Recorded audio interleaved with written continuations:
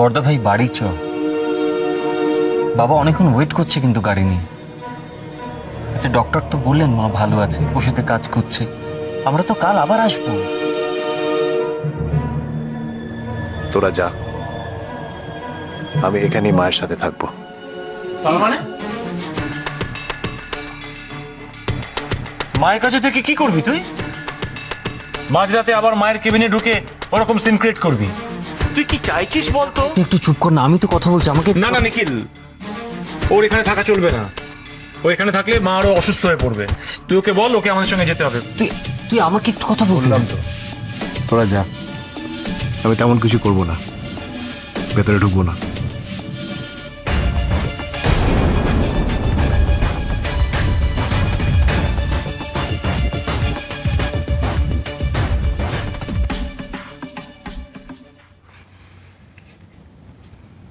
আমরা যাচ্ছি, তুই ফোনটা কিন্তু অন রাখবি।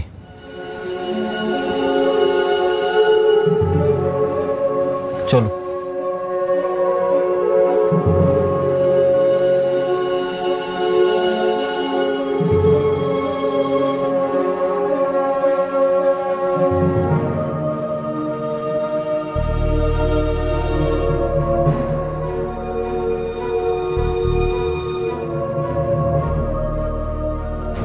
মেয়েটাকে? কোন মেয়ে? দিয়া, যার জন্য তুই আবার ব্যাডমিন্টন খেলায় ফিরছিস। দিয়াটা কে আর্য? বল বল, মেয়েটাকে? ওই মেয়েটা ব্যাডমিন্টন খেলে? তুই বিয়ে কর আর্য, তুই বিয়ে করে সংসারী হ। আমি তোমায় একটা কথা বলছি, ভালো করে শুনে না। ভগবানও যদি এসে তোমার খেলা বন্ধ করতে চায় তাহলে সেও পারবে না। এই মেয়েটা স্টেট চ্যাম্পিয়নশিপে বর্ধমান ডিস্ট্রিক্টকে রিপ্রেজেন্ট করবে। তুই একদিন নিজে সাদর অভ্যর্থনা করে এই মেয়েটাকে তোর একাডেমিতে নিয়ে আসবি।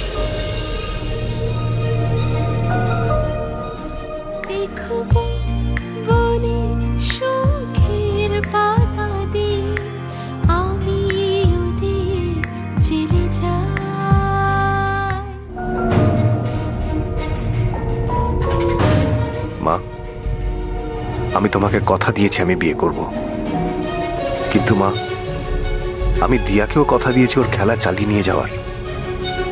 সে কথাও তো আমায় রাখতে হবে মা। আমি ওর খেলা বন্ধ হয়ে যেতে দিতে পারি না, ওকে যে খেলতেই হবে। কিন্তু কিভাবে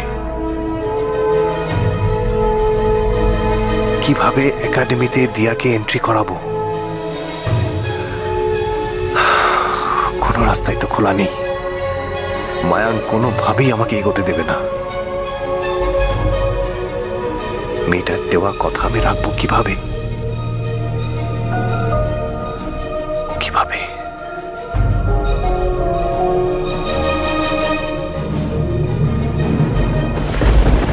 ইয়েস ইয়েস, ও গড, আমার আগে কেন মনে পড়েনি? দিয়া, দিয়া তোমার খেলা কেউ বন্ধ করতে পারবে না, কেউ না। দ্রোণাচার্য, তুমি পারবে, তুমি পারবে আমাকে রাস্তা দেখাতে।